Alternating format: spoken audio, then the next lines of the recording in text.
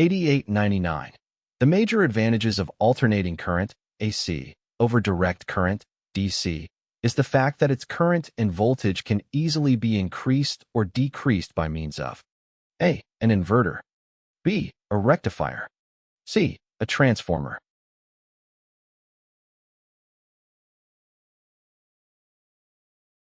The correct answer is C.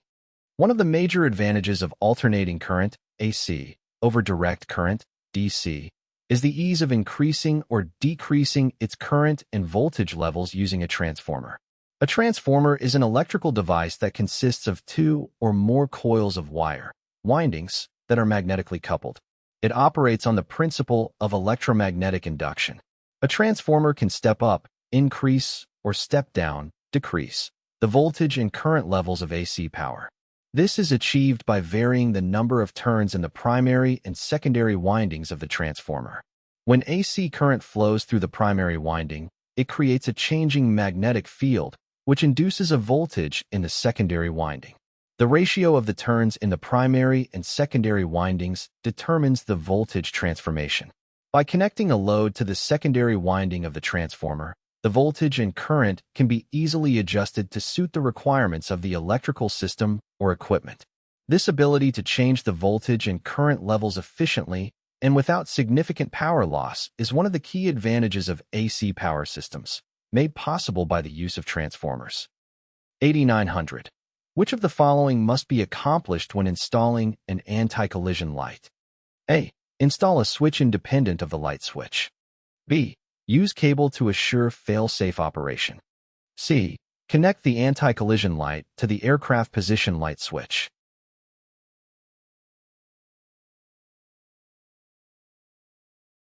The correct answer is A. When installing an anti-collision light, it is essential to use a separate switch that is independent of the position light switch. This means that the switch used to control the anti-collision light should not be connected or integrated with the switch used for the position lights. By having a dedicated and independent switch for the anti-collision light, it allows for individual control and operation of the anti-collision light system.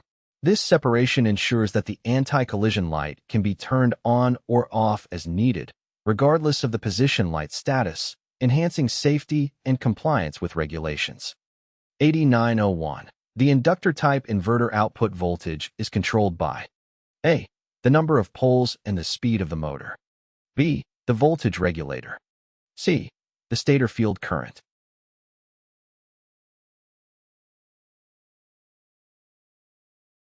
The correct answer is C.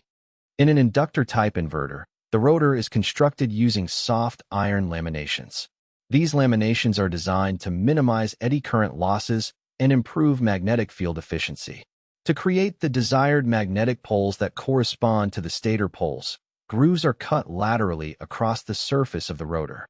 These grooves serve as slots for the placement of windings or magnets, which establish the necessary magnetic field interactions with the stator. By aligning the rotor poles with the stator poles, the inverter can efficiently convert DC power to AC power, enabling its use in various applications such as motor control and power electronics. 8902. When using an ohmmeter to check the continuity of a generator field coil, the coil should A. Be removed from the generator housing. B. Show high resistance when the meter probes are connected to the terminals of the coil. C. Show very low resistance if it is a series field coil.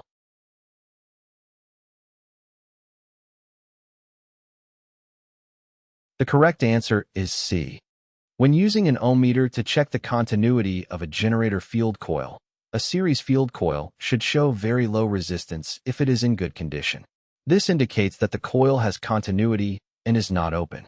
On the other hand, if the coil shows high resistance or an open circuit, it suggests a problem with the coil, such as a break or discontinuity. In a generator, the field coil can be of two types: series field coil or shunt field coil. A series field coil is designed to have relatively low resistance. Therefore, when checking the continuity of a series field coil with an ohmmeter, it should indeed show very low resistance if it is intact and has continuity. 8903. The strength of the core of an electromagnet depends upon the material from which it is constructed and which of the following: A. The number of turns of wire in the coil and the applied voltage. B. The number of turns of wire in the coil and the amount of current, amperes, passing through the coil. C. The size, cross-section, and the number of turns of wire in the coil and the applied voltage.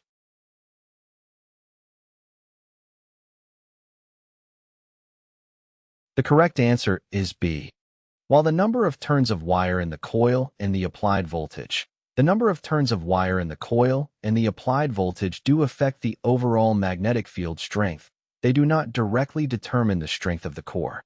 The size, cross-section, of the core and the number of turns of wire in the coil, along with the applied current, amperes, collectively influence the strength of the core of an electromagnet.